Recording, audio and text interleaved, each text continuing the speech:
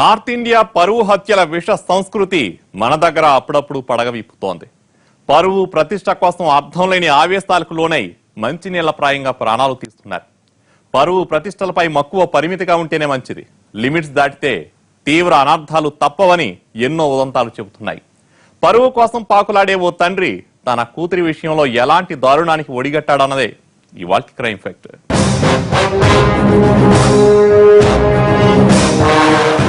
చాలా పరువు హత్యల వెనక ఉండేది ప్రేమ కథే. మంచి చెడు ఆలోచించి నిర్ణయాలు తీసుకోవాల్సిన పెద్దలే ప్రేమికులకు శాపమైతే చివరకు మిగిలేది విషాద జ్ఞాపకాలే. మరి ఈ కథలో ఏమైంది? పరువు కోసం జరిగిన దారుణమేంటి? పశ్చిమ గోదావరి జిల్లా వీరపాలెంలో రామచంద్రరావు అంటే తెలియని వాళ్లుండరు. మంచి ఆయన, మర్యాదస్తుడు అని అందరూ ఆయన గౌరవించేవాళ్లు. 30 ఎకరాల ఆసామి, ఏ పేద రైతుకు అవసరం వచ్చినా ఆదుకునేవాడు. అందుకనే ఊరంతా ఆయన్ను తమ నాయకుళ్లా గౌరవించేవారు. ఆయన కుటుంబాన్ని అదే స్థాయిలో ఆదరించేది.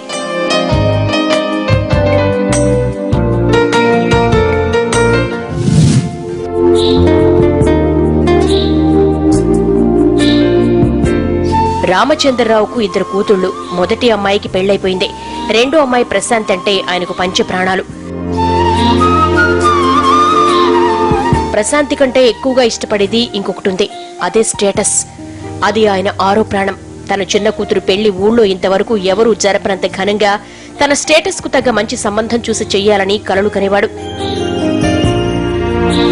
పెళ్లి అత్యంత వైభవంగా జరిపిస్తారని గొప్పగా చెప్పేవాడు. చుట్టుపక్కల పదుళ్లలో 10 నాళ్లు చెప్పుకునేలా పెళ్లి చేస్తా అనేవాడు.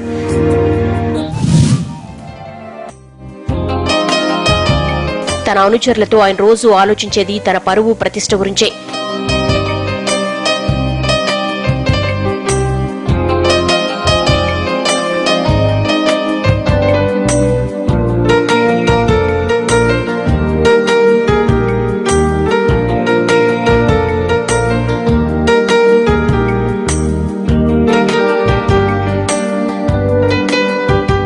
ఏ విషయమైనా ఆ కోణం నుంచే చూస్తాడు. ఏం చేసినా తన పరువు మర్యాదలకు భంగం కలగకుండా చూసుకునేవాడు.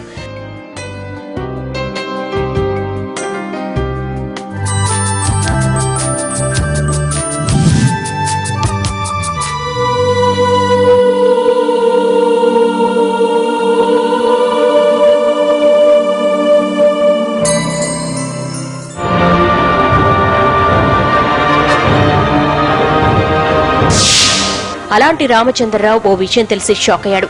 చిన్నమ్మాయి ఓ పేద కుర్రాడితో మాట్లాడుతోందని, స్నేహం చేస్తోందని ఎవరో చెబితే విని నమ్మలేకపోయాడు. అదో అవమానంలా భావించాడు.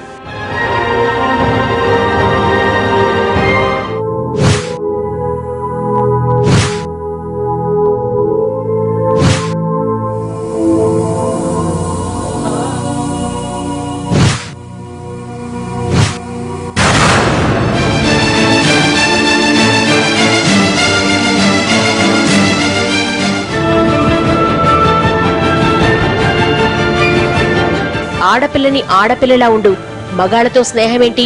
ఊళ్ళో 10 మంది నీ గురించి మాట్లాడుతున్నారు. ఇంటి పరువు నా పరువు తీస్తున్నావు. మరోసారి ఇలాంటివి నా చెవిని పడ్డాయంటే మాత్రం కన్న కూతురని కూడా చూడను, జాగ్రత్త అంటూ కన్నెర చేశాడు. ప్రశాంత్కి నోట మాట రాలేదు.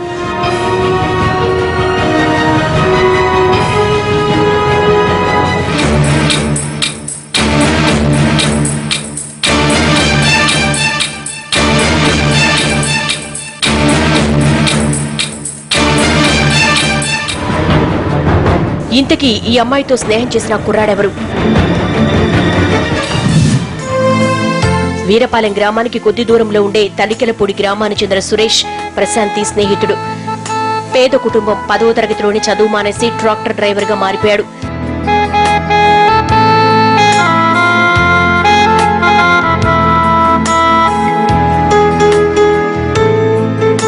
చదువు లేకపోయినా తెలివితేటలు, సత్ప్రవర్తనతో చుట్టుపక్కల 10 ఊళ్లలో మంచి పేరు తెచ్చుకున్నాడు.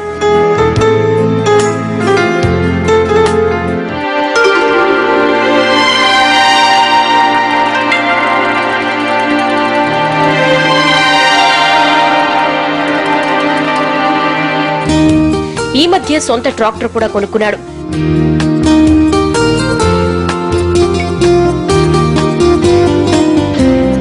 నోరు మంచిదైతే ఊరు మంచిదవుతుందంటారు కదా. సురేష్ కూడా అందర్నీ అక్క, బావ, తమ్ముడు అని ఆప్యాయంగా పలకరిస్తూ వాళ్లతో కలిసిపోయేవాడు.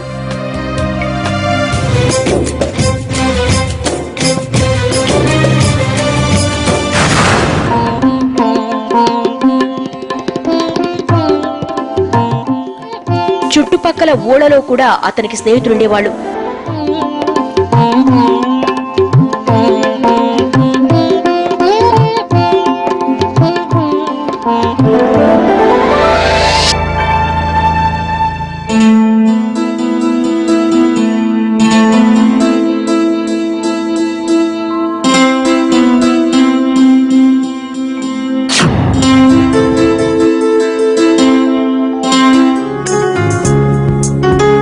వీరపాలెంలో కూడా ఫ్రెండ్స్ ఉన్నారు. వారిలో శ్రీను ఒకడు.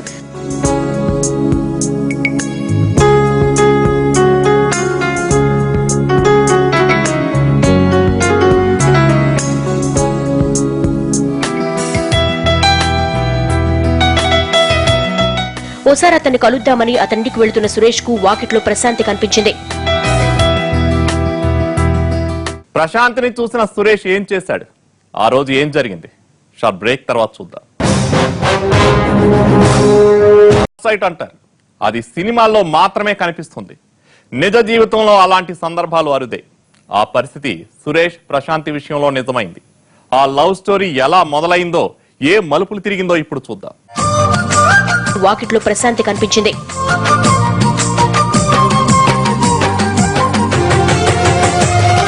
ప్రశాంతిని చూడగానే సురేష్ గుండె లయ తప్పింది. ఆ క్షణమే ప్రేమలో పడిపోయాడు.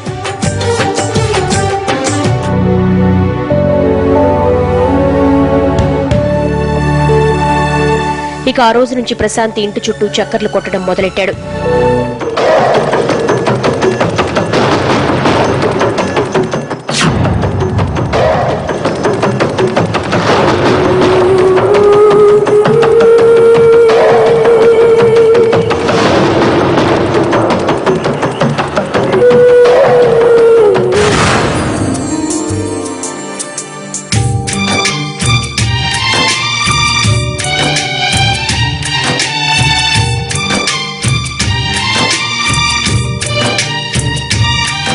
ఆమెతో మెల్లిగా మాటలు కలిపాడు.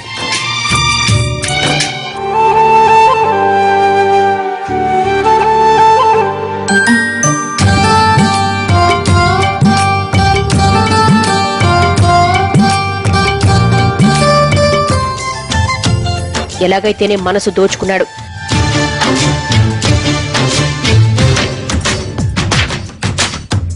తన ప్రేమను చెప్పడం, ఆమె ఒప్పుకోవడం జరిగిపోయాయి.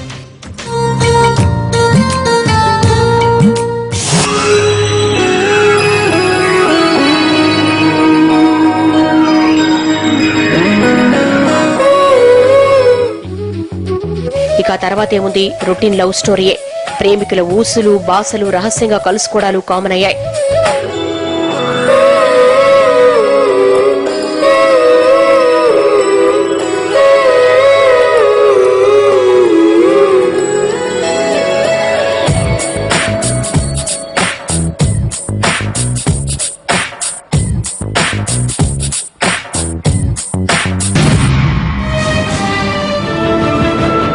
ఎంత సీక్రెట్ గా కలిసినా ఎప్పుడో ఒకప్పుడు ఎవరో ఒకరు చూస్తారుగా. ఈ లవ్ బర్డ్స్ కూడా ఆ ఊరతను కంటపడ్డారు.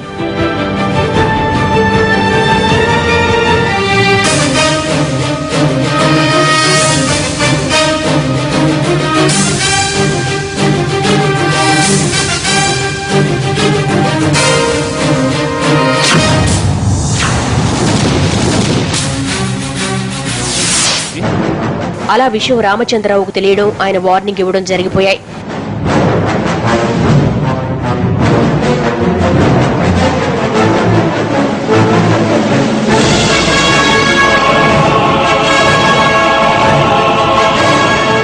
ఈ ప్రేమ కథలో చిన్న ట్విస్ట్ ఉంది.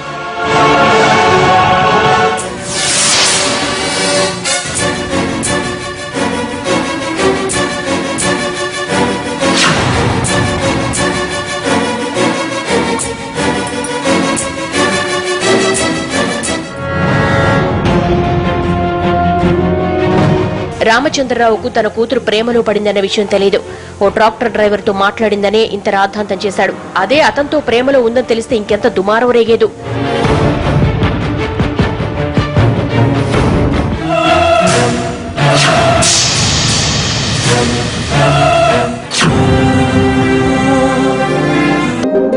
తండ్రి మందలించాక ప్రశాంతి కొన్ని రోజులు ఇంట్లోనే ఉండిపోయింది.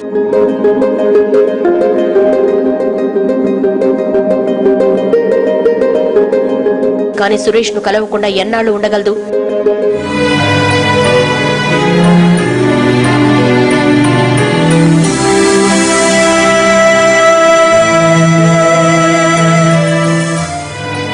ప్రేమికుల మధ్య దూరాలు సాన్నిహిత్యాన్ని మరింత పెంచుతాయి.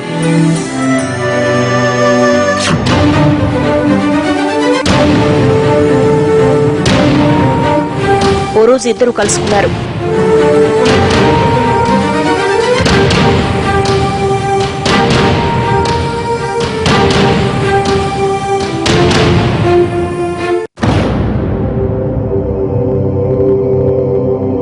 మా నాన్నకు నేనంటే చాలా ఇష్టం. నాకంటే పరువు ప్రతిష్టలంటే ఇంకా ఇష్టం. ఆస్తి అంతస్తులంటే ప్రాణం. నా పెళ్లి మా స్టేటస్ కు తగిన వాళ్లతో జరిపించాలి అన్నది ఆయన కోరిక. నీతో మాట్లాడారని తెలిస్తేనే వార్నింగ్ ఇచ్చాడు. ఇక నీతో పెళ్లనేది ఊహించడానికి భయమేస్తోంది అందే. సురేష్ అందరి ప్రేమికుల్లాగే ఆలోచించాడు. నువ్వు నిజంగా నన్ను ప్రేమిస్తున్నావా? ఆమె కళ్ళలో చూస్తూ అడిగాడు. దేనికి అనుమానం అందామే. అనుమానం కాదు, నువ్వు నా కోసం ఏం చేయడానికైనా సిద్ధమైతే మనిద్దరం ఎటైనా పారిపోయి పెళ్లి చేసుకుందామన్నాడు.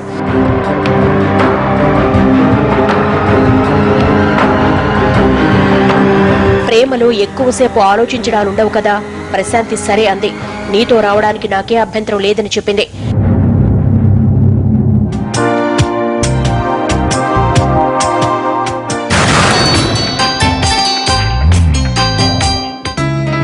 మర్నాడు ఇద్దరూ కలిసి ఊరు దాటేశారు.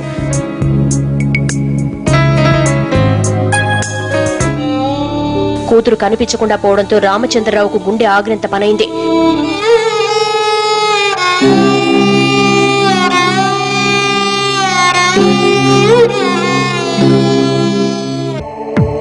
కూతురి ప్రేమ వ్యవహారం తెలిసింది ఆయనకి. ఆ విషయం నలుగురికి తెలిస్తే ఎక్కడ తన పరువు పోతుందోనని సైలెంట్ గా ఉండిపోయాడు.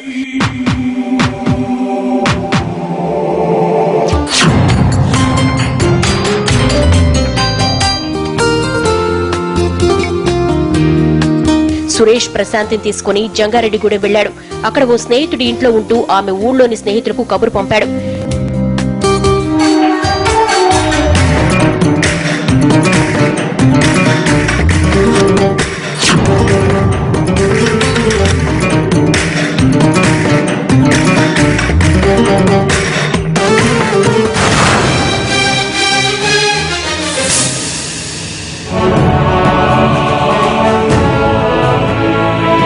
విషయం క్షణాల్లో ఊరంతా తెలిసిందే. ఊరి పెద్దలు రామచంద్రరావు ఇంట్లో సమావేశమయ్యారు. అందరూ తలా సలహా ఇచ్చారు. రామచంద్రరావు అసహనంతో అవమానంతో రగిలిపోయాడు.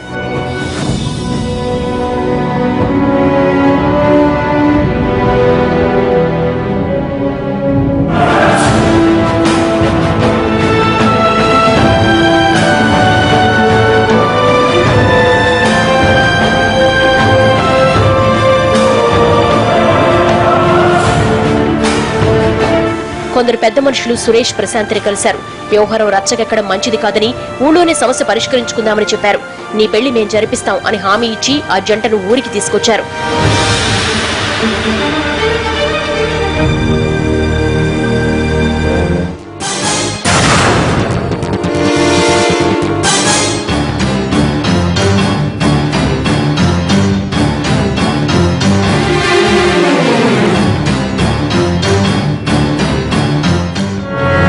రచ్చబండ దగ్గర పంచాయతీ మొదలైంది.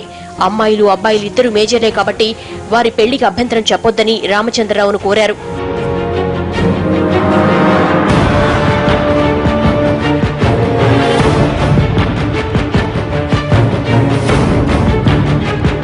ఆయన ససేమిరా అన్నాడు.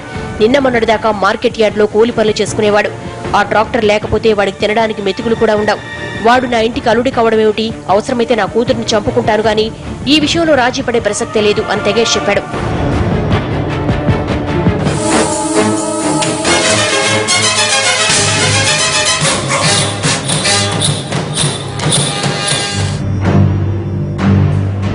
ఇక ఆయనతో లాభం లేదు అనుకున్న పెద్ద మనుషులు సురేష్ ను పిలిచి నచ్చజెప్పారు. పేదోడికి పెద్దోడికి లంకె పెట్టడం అనేది సినిమాలోనే జరుగుతుంది, నిజ జీవితంలో సాధ్యపడదు. తేడా వస్తే శాల్తీలే లేచిపోతాయి. ఆమె తండ్రి చాలా మొండివాడు, పెద్దలుగా చెబుతున్నావు, మా మాట విను అంటూ ప్రశాంతిని వేరు చేసి ఆమె నాన్నతో పంపేశారు.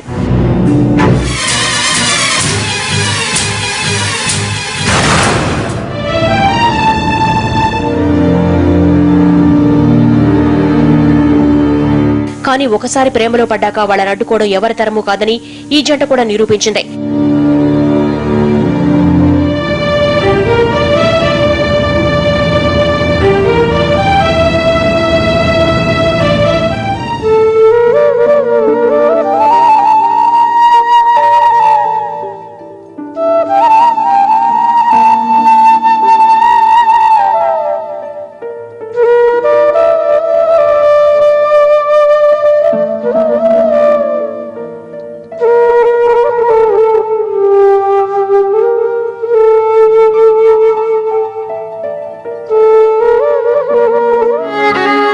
తాము విడిగా బతకలేమనుకున్న వీళ్లు ఓ రోజు రహస్యంగా కలిసి మళ్లీ లేచిపోవడానికి ప్లాన్ సిద్ధం చేసుకున్నారు.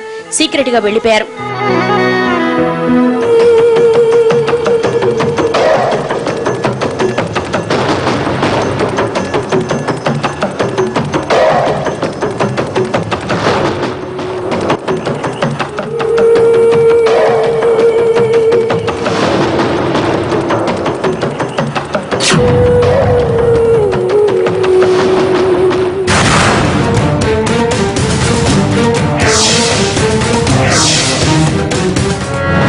ఇద్దరూ తడికెలపూడి గ్రామానికి వెళ్లారని తెలిసింది.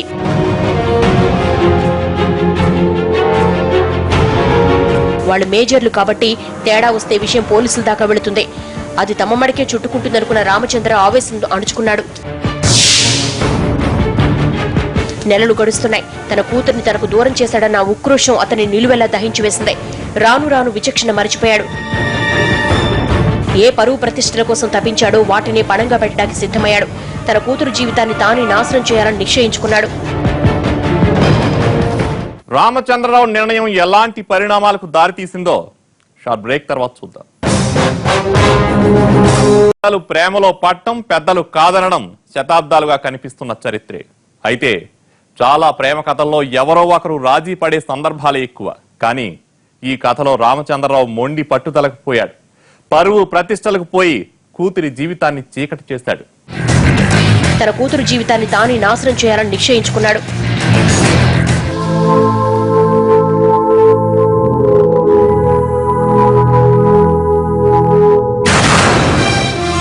రామచంద్రరావు తన అల్లుడైన కూచిపూడి గాంధీ, మేనలుడు లోకేష్ అనుచరుడైన రాంబాబును రంగంలోకి దింపాడు.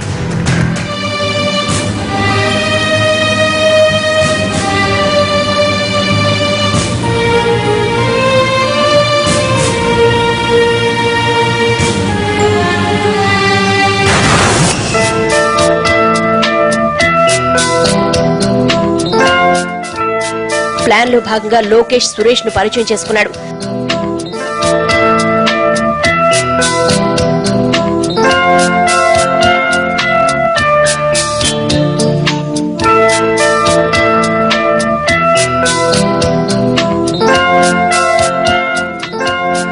తరచూ కలుస్తూ లేని ఆత్మీయతను వలకబోశాడు.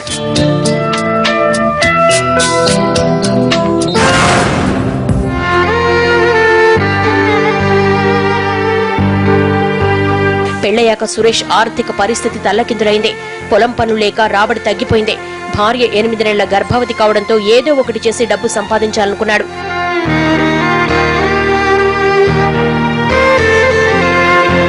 అందుకు తను తెలిసిన మార్గం వ్యవసాయం ఒకటే. అయితే వ్యవసాయం అంటే మాటలు కాదు కదా. అసలు పొలమంటూ లేని అతడు కౌలు పొలంపై ఆధారపడాలనుకున్నాడు. అందుకు పెట్టుబడి కావాలి. తనకు అంత పెద్ద మొత్తం ఇచ్చేదెవరు అనుకుంటూ ఆ విషయాన్ని ఆమెతో మాట్లాడాడు.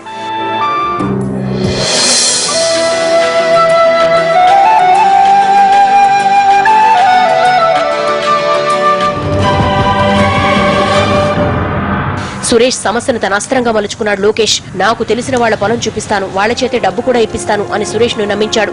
తన మామే ఈ రూపంలో గాలం విసిరాడని తెలియని అతడు ఆ ఉచ్చులో పడిపోయాడు.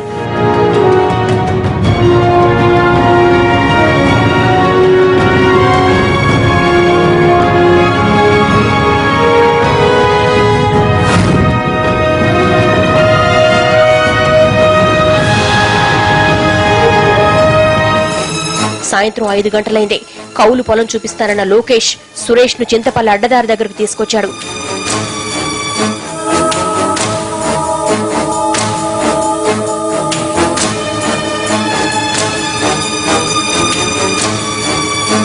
అక్కడున్న పొలం తనకు నచ్చిందని సురేష్ చెప్పడంతో ఆ పొలం యజమానితో ఫోన్లో మాట్లాడుతున్నట్లు నటించాడు.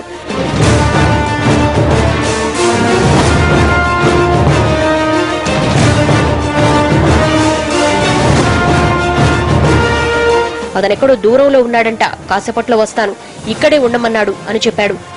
సురేష్ ను అక్కడే హతమార్చాలన్నది వాళ్ల ప్లాన్.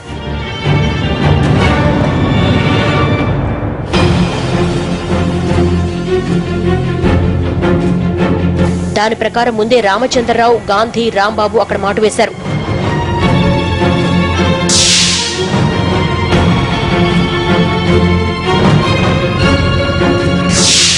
ముగ్గురు మారణాయుధాలతో దూసుకొచ్చారు. ఆ కత్తులు, గొడ్డలు చూడగానే విషయం అర్థమైపోయింది.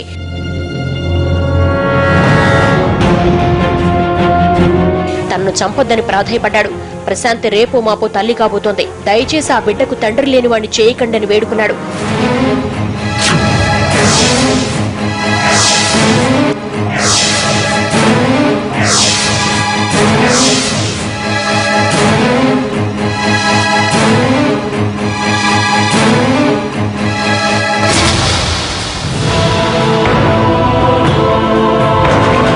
రాతి బండల్లాంటి గుండెలున్న వాళ్లు సురేష్ ను దారుణంగా కొట్టారు.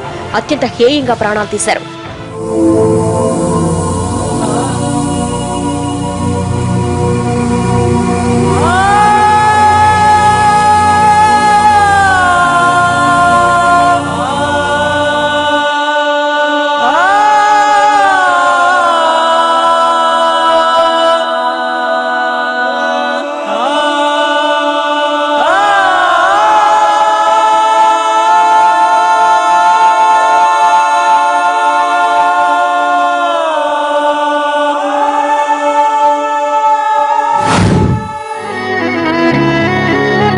విషయం తెలిసి ప్రశాంతి కుప్పకూలిపోయింది. తన తండ్రి తన జీవితాన్ని నాశనం చేశాడని వెక్కి వెక్కి ఏడ్చింది.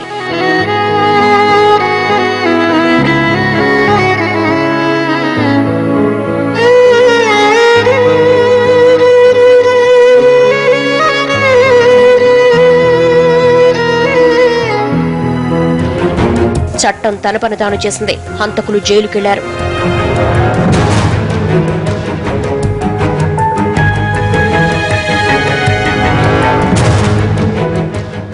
పల్లెల్లో నిరక్షరాస్యత ఎక్కువ. ప్రేమిస్తున్నారంటే చాలు ఏదో పాపం చేస్తున్నట్టు చూస్తారు. తమ మాట నెగ్గించుకోవడానికి ఎంతటి దారుణాలకైనా తెగబడతారు. అలాంటి వారిలో ఒకడే రామచంద్రరావు. తాను పెంచిన చెట్టును తానే నరికినట్టు కడుపులో పెట్టుకుని పెంచిన కూతురి జీవితాన్ని నాశనం చేశాడు.